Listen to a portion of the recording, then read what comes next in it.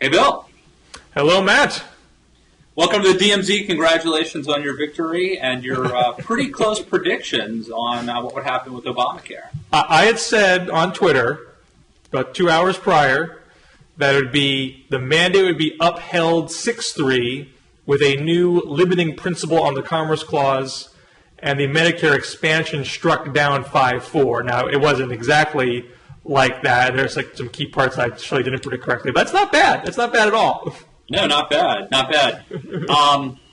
So the interesting thing from my standpoint and watching conservatives is the anger at Justice John Roberts, a feeling of betrayal by many. People may not grasp the depth of resentment here. People who are younger, perhaps, might not fully understand the David Souter history of the conservative movement and Republican judicial nominees. Right. And by the way, the interesting thing, too, is that Kennedy votes with the conservative side on this, the kind of irony. Yeah, I think it's important to put this in context. Starting with, I guess, this Roe versus Wade in 1973, conservatives felt like they were legislating from the bench that the will of the people was sort of being. I mean, this actually probably goes back to the Warren Court, but in more modern times, 73 with Roe versus Wade was a huge thing, and then you had these stealth nominees where Republicans, even Reagan, would appoint people to the bench, and they would quote unquote grow in office or grow on the bench and become more liberal. And the liberal legal establishment have a gravitational pull once you got into those elite quarters. Exactly. And then you saw the fight over Bork and over Thomas, and basically conservatives started to develop this infrastructure to make sure this didn't happen again. And they started groups like the Federalist Society, and the goal was to provide an infrastructure, networking, intellectual resources, whatever, for judges who were more of the originalist, judicial philosophy. And then you have this happen. So I know from a short-term political standpoint, everybody says this helps Mitt Romney, and I think it probably does. But from a long-term infrastructure standpoint, looking at the conservative movement, this is incredibly frustrating to see because this is such a huge decision. I mean, you can't underestimate how big this decision was. Well, I don't agree with you on the short-term political impact of this, but I'll put that aside for the moment. I'm sorry, I totally lost my chain of thought there. Tell me, what did you just say before? Well, I was talking about how groups like the Federalist Society were set up to basically make sure that you didn't have stealth nominees. And by the way, so my question is, if John Edwards, John Edwards, by all standards, was somebody that you thought you could trust if you're a conservative. John Roberts. This is trust. Yeah, I'm sorry. Did I say John Edwards? John Edwards, I know. John Roberts. He's going through a tough time right now. He's on your mind, on my mind. I understand. But so my question to you is, when Roberts was nominated, and he was a bit of a stealth candidate, didn't have a long paper trail, but he was a Reagan administration attorney, he seemed to be well known and respected in conservative quarters. There wasn't a big conservative pushback on him. Then Harriet Miers comes from George Bush. She doesn't have much of a paper trail. The conservative movement gets its dander up and says, that's not good enough. You need someone who's a clear-cut conservative. You need someone like Sam Alito. And that was a pretty big, move to pull to challenge your own team's president, again, to scrap a Supreme Court nomination, but it worked. After this, the next time there's a Republican in office, it's just going to be no quarter, no wiggle room. You put someone down who's got a track record or no deal. Right. Well, and then the problem you have is getting them confirmed. Well, that would, I think, would be the underlying problem with that attitude. But is that going to be the attitude? Yeah. Well, I think you're probably right. I mean, conservatives are going to feel incredibly burned. They were already, once bitten, twice shy, and so now there is an interesting. There are some interesting things sort of at play here with the whole Roberts thing. he did say during the nomination, when he was not, the confirmation hearings, that he viewed a judge's role as to be sort of an umpire. And that sounds an awful lot like saying that you're an originalist, meaning someone who believes that the Constitution means what the founders thought it meant. So you could assume that Roberts was an originalist, but there's also this other concept, judicial restraint, which isn't an opposite, certainly not an opposite of being an originalist, but in this case, being an advocate of judicial restraint means that you are very hesitant to use the court to overturn legislation. And so in this case, it may be that Roberts is clearly more interested in judicial restraint than he is in originalism. I mean, is that inherently anti-conservative? No. I guess, well, let me throw this out. We can sort of chew on all these things, but a point that I thought was interesting was the notion, and again, I'm not a lawyer, I'm not an expert on this, but the notion that Roberts could basically take this law, which was number one, President Obama was explicit that it was not a tax. And the law says, the law doesn't call it a tax. The law says that, you'll be required to purchase health care. Maybe not in those exact words, but it's clearly not a tax. So I would that's obviously a debatable point now, isn't it? Well, I think that if Judge Roberts and others had said, well, let me back up. There's a lot to say here. Let me back up. Going back to the hearing, remember back in March when they actually had the oral arguments? Right. A lot of people thought that back then the court could have said, okay, it's a tax, and therefore we can't hear it yet because we can't rule on it until the tax has been collected. That didn't happen. And so the implication was that it's not a tax. So at this point, I would have been more comfortable had Justice Roberts and others said, this is unconstitutional. If you rewrite the law and call it a tax and come back to us, then we would deem it constitutional. But as written, it's not. So the fact that he can just all of a sudden deem it a tax strikes me as legislating from the bench and overreach. And again, I'm not a lawyer, but I'll throw it. Well, what he did was, and this is embracing, President Obama's Solicitor General's argument. The guy who got completely pilloried for choking in his oral argument, and maybe he didn't win on style points, but this was his argumentative strategy to not bet all his chips on Commerce Clause, to have sort of multiple prongs, give the court multiple ways they could uphold it. And one of the things that he said was,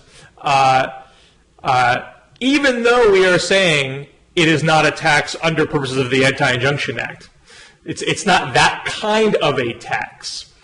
It is still an exercise of Congress's taxing power because it is using the IRS to enforce the law.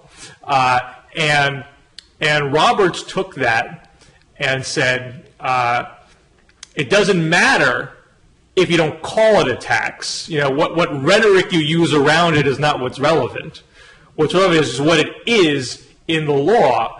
And he pointed out there was an old Supreme Court case from 1935, also by a Roberts, Owen Roberts, who so happens was a conservative at the court at the time, who struck down FDR's Industrial Recovery Act, prompting Roosevelt's ill-fated court packing scheme. And then Owen Roberts became the switch in time that saved the nine because he adjusted his views, and that took the wind out of Roosevelt's sails for the court packing. So that's just sort of an odd, nerdy fact. So John Roberts looks at that opinion, and that opinion said, it was also deciding, is it a tax or a penalty? And that old opinion said, look, it doesn't matter if you call it a tax. This is really a penalty. There's a different situation, of course. They're trying to penalize a certain kind of behavior. And so if it's really a penalty, you can't just call it a tax and be a tax. What is it? So Roberts says, sort of the flip side, they're not calling it a tax, but the way that the law is written, it's not penalizing somebody for not buying health insurance. It is giving the individual the choice to either buy their own health insurance or chip in via their taxes into the larger health insurance pool. And that's not, and I am not going to call that a penalty. I'm going to call it a part of your taxing power. Now, I think if he wanted to, you could have said, well, this is clearly a penalty if you don't buy health insurance, so it's not a tax. I mean, this is what's sort of frustrating about court stuff, is there's always different ways to look at it. Right. But I guess my point then would be, by that same logic, the government can require us to do anything and call it. And if you don't do it, we will penalize you or you will pay a tax. I mean, but he's saying there that he would not necessarily accept it if it was something punitive. So I think you'd have to structure pretty carefully and have other justification for doing it beyond just straight up incentive. That's the way I read it, or the way Roberts wrote it. But again, it's all interpretation. So I'm not saying what your argument is completely illegitimate. It's all going to depend on how future courts interpret it, and that's to the degree that the future courts even accept what Roberts had as precedent, because only Roberts agrees with this. Literally, none of the other 8 justices actually agree with this interpretation. He's just controlling in this instance. So, look, if Scalia and Kennedy, step down or pass away, and in an Obama second term and they get replaced, everything Roberts says here is totally meaningless. But I talked to Brent Bozell today, who is I think the nephew of Bill Buckley, head of the Media Research Center, head of a group called For America, and he was absolutely outraged, and said that Roberts committed treason against his philosophy.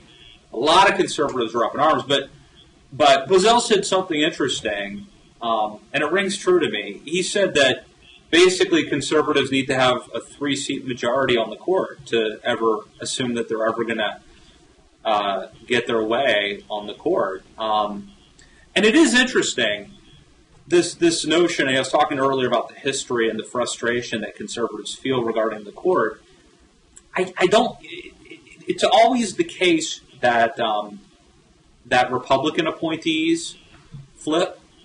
I don't know, Democrats don't have that problem. I mean, all of the Democratic nominees voted in a block, and everybody knew they would. We thought Kennedy might flip, not Roberts, but is there a reason? I mean, you could just say, well, the liberal side. I think there are other examples where the liberal justice voted with conservatives. Now, not everything is always 5-4. Yeah. And maybe a lot of those cases just aren't as yeah. I mean, I think there might be lower profile type cases. But I do think you see a lot of the quote unquote liberal justices vote with conservatives a lot. That's one of the reasons why some folks say they're not all that liberal. They're actually more moderate. They're not promoting a fire breathing, liberal judicial activist point of view. But obviously, conservatives don't agree with that assessment.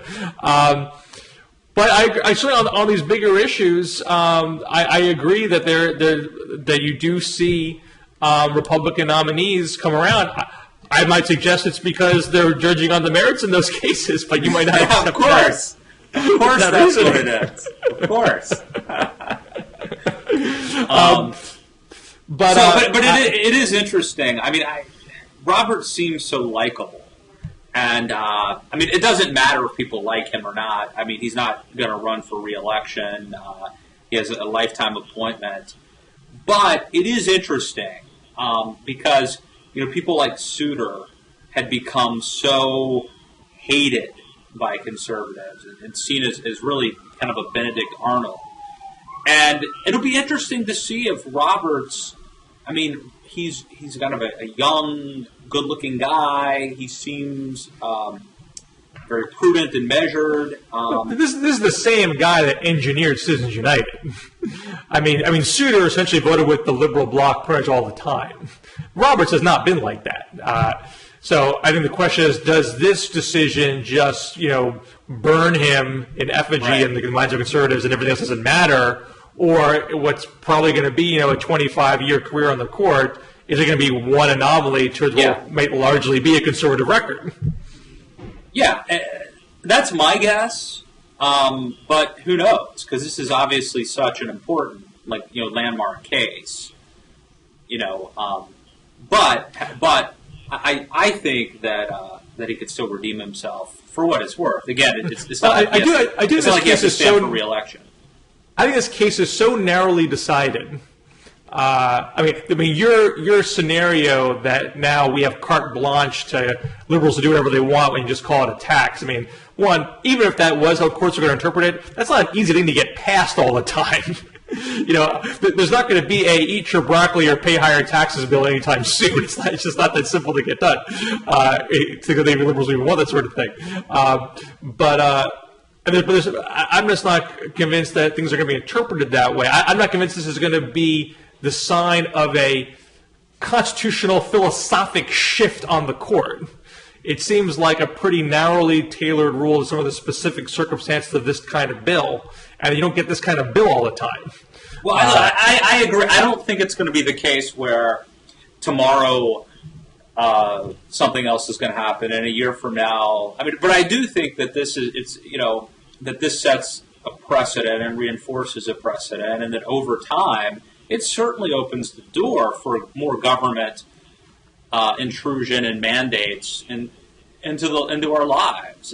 But he's also trying. I think Roberts didn't necessarily succeed today, but he is trying to establish limiting principles on the Commerce Clause, which liberals don't like. And today, all he did today was say, you can't. This was the main conservative argument. Inactivity does not count. You can't compel a private citizen to purchase a product under the Commerce Clause. You can regulate activity, not inactivity. But that's cold comfort, because although you can't do it under the Commerce Clause, you can do it through taxation.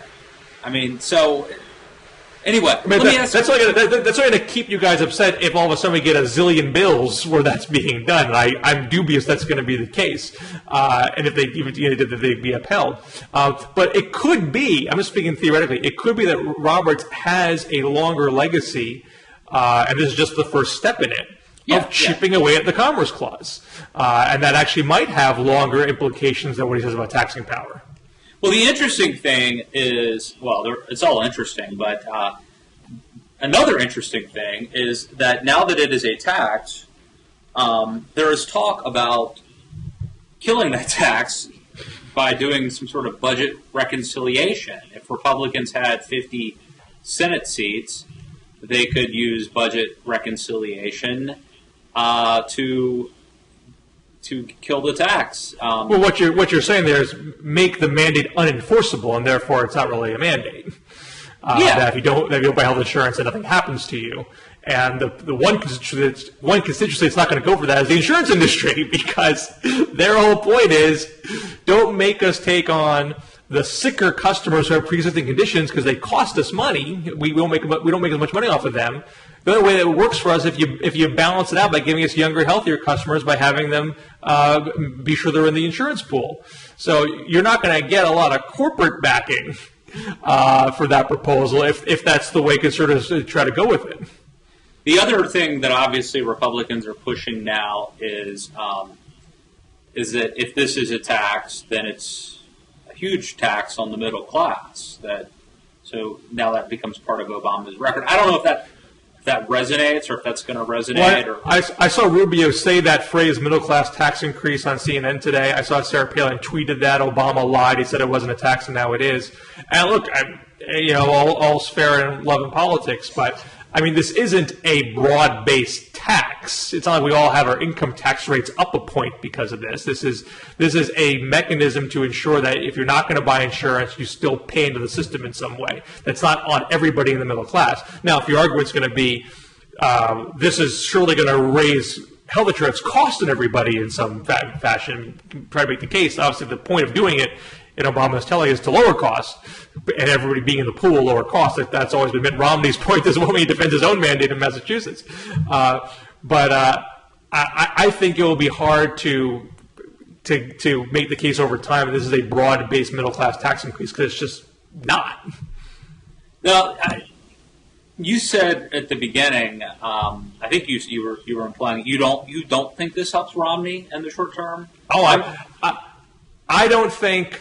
My bigger point is I don't think it's a big deal come November either way. I just think it would be a wash in November. The people will be focusing on other things.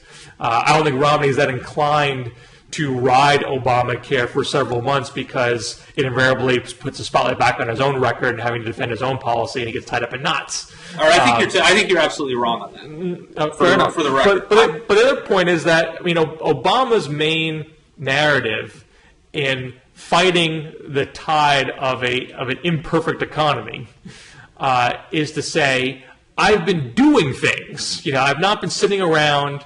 I have not been a bystander to our problems. I've tried to take on the tough issues that have weighed our economy down. That includes the Recovery Act. It includes the auto industry restructuring. It includes Wall Street reform. And it includes solving the problem of rising healthcare costs. And even though it was a politically dicey thing to do, I didn't let the politics get in the way. I did what I thought was right. I think to lose that big chunk of that narrative and be seen as a failure in his biggest signature reform initiative, I think that would have cramped his narrative and made his job harder. Well, I think you're right about that. I think that that had Obamacare been repealed, that it's harder for him to argue.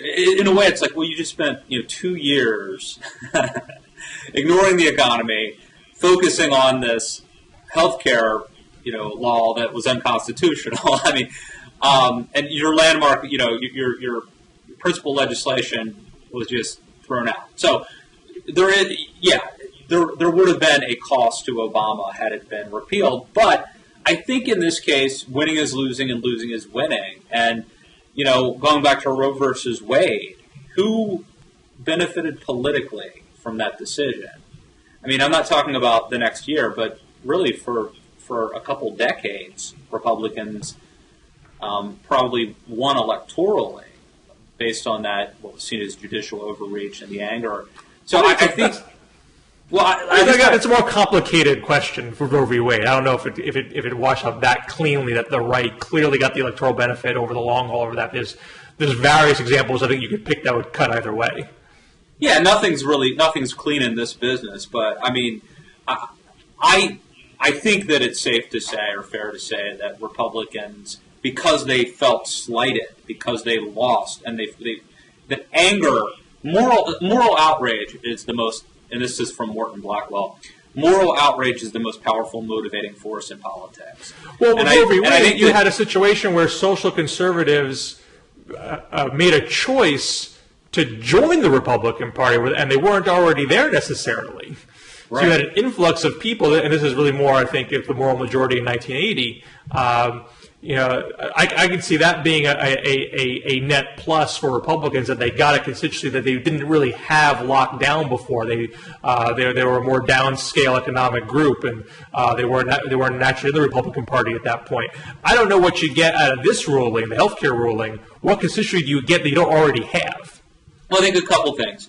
So I think one is energy and enthusiasm. I think that people who lose and feel slighted, that anger is a more powerful motivating force than winning. So I think that this gives enthusiasm, anger, energy to Romney. I don't think he has to spew a lot of red meat. I think he just has to direct it now. That it's there, they're mad at Obama. So the base is upset and angry and enthusiastic and energetic. That wasn't there before? Oh, I think this takes it to another level. The other thing, too, I think, is that Obamacare, number one, is unpopular, according to polling, with the American public. So it's a winner nationally, but it's also a uniting force. Other issues are divisive even amongst conservatives. But Obamacare is almost universally despised by the disparate wings of the conservative movement. So it's a uniting thing. So I think that that the economy and these two issues become very potent. And Romney's been accused of trying to talk only about the economy. And I actually agree that he's smart to talk about the economy a lot, but the election can't solely be focused on the economy. I think this is another winning issue that he can make part of his platform, and it has the benefit of being both popular nationally, but also a uniting and motivating force within the Republican Party. Well, I think the complicating part in the polling on that, yes, if you ask someone, do you support the Affordable Care Act or not, it generally has been losing not by a lot, but by a little.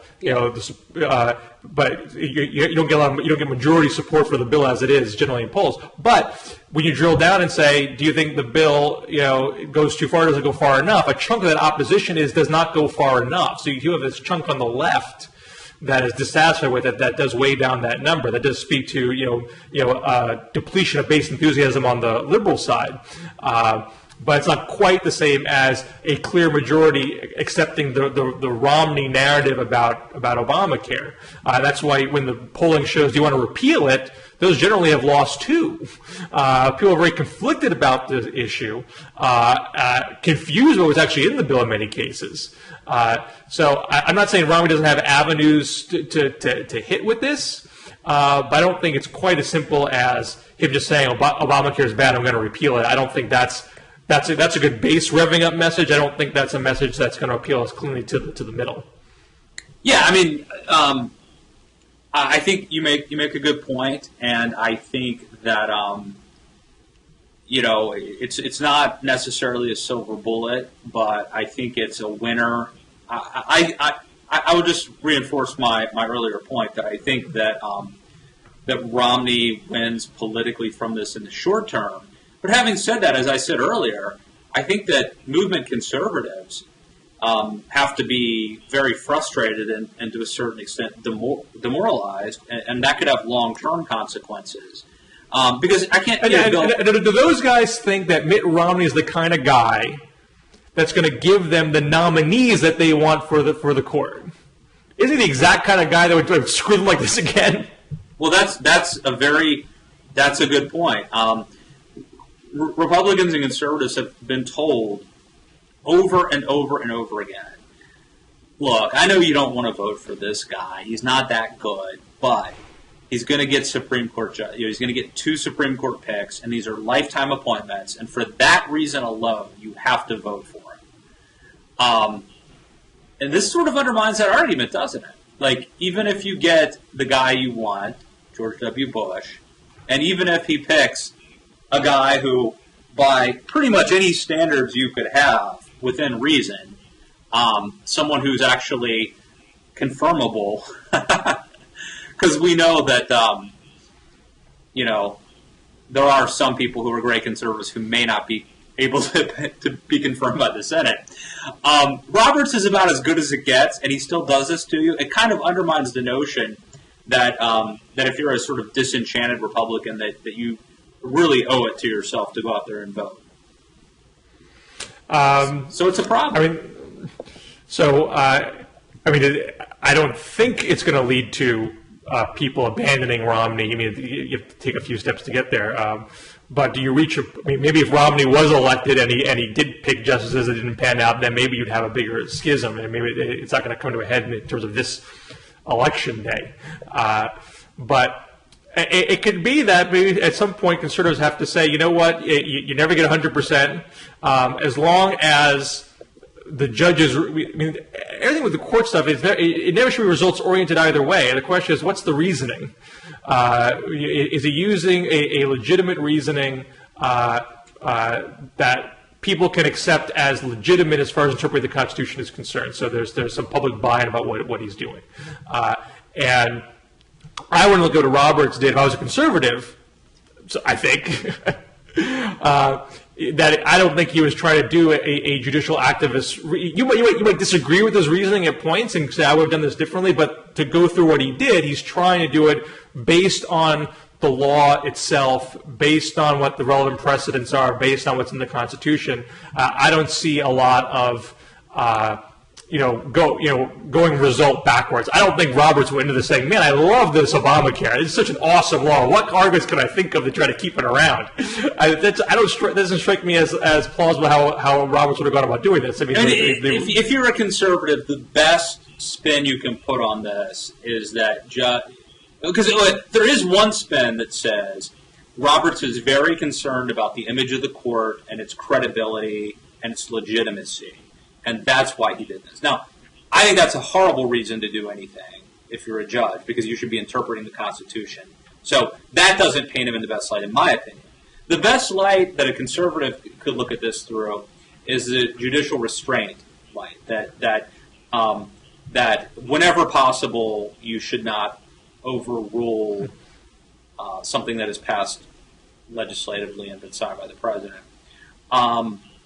That's a noble philosophy, I suppose, but to me, the Constitution should really be the final arbiter. And again, not to beat a dead horse, but the notion that you can compel me to purchase a product, it really is a slippery slope. I mean, you start talking about infringements on liberty, I think it's very, very, very concerning. But again, I'm not in the robe, so. Well, hey, Bill, I tell you what, Bill. I'll let you have. I'm gonna let you finish. As Kanye would say. John Roberts is the best Supreme Court justice of all time. I'm gonna let you finish, but I think we should probably come close to wrapping up, and I tell you why. We've been talking for about 30 minutes. No matter what other topic we talk about, it's not going to matter. No one's going to pay attention to it.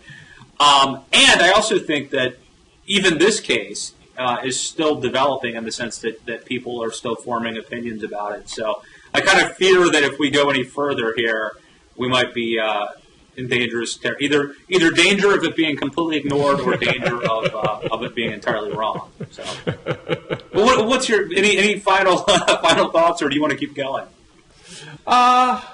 We probably should wrap it up. But I don't. I mean, I feel like I think it was a fascinating day. I always like people focusing on the court because I feel like the media coverage about it is often oversimplified and confusing. And actually reading the opinions and knowing the history behind them, I find interesting.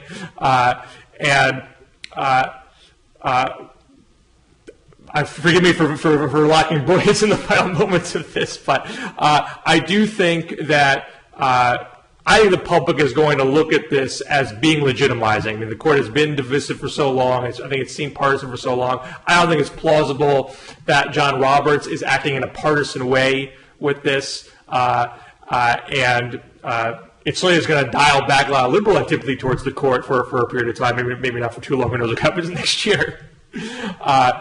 But perhaps it does speak to the ability to disagree about the outcome, but agree that what a judicial role in this process should be. I know conservatives aren't going to see it that way right now, but maybe as time cools, they might see it that way too. Well, we'll see. I think some of it will depend on whether or not the law stands, whether or not Republicans are. Well, you think repeal is plausible? I think repeal is plausible. I also think just sort of, again, if it's a tax hike, then taxes can be cut. So they could essentially neuter it by getting rid of the funding. I mean, there's probably things that can be done.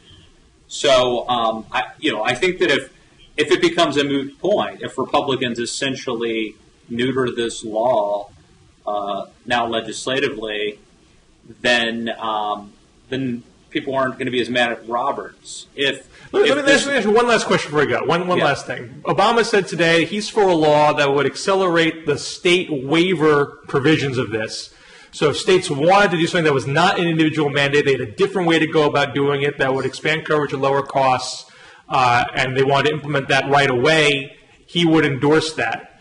I know this bill hasn't gone anywhere because everyone's trying to repeal it, but might it be the Republicans say, you know what, repeal is not happening today. Why at least, I'm in a southern state, I'm in a conservative state, I don't want to have to do this health insurance exchange. Why don't I pass this bill, even though Obama's going to sign it? That way my state doesn't have to do it, they can try something else. Does that have a shot of happening now?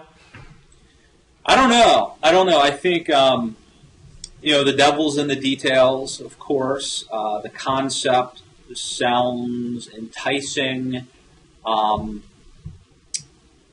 It could be that it's sort of a Trojan horse, that it's a tacit endorsement of Obamacare, a way of buying off the people, just like they bought off pharmaceutical companies, buying off the people who would make the most trouble. I'm skeptical, but withhold. Coming to final thoughts on that. I won't put you on the spot then. Well, it's always good to talk to you. I won't twist your arm about it. Always good to talk to you, Matt. Yes, always good to be in the DMZ with you. Yeah. And we'll catch you next week here in the DMZ. On the DMZ. See ya.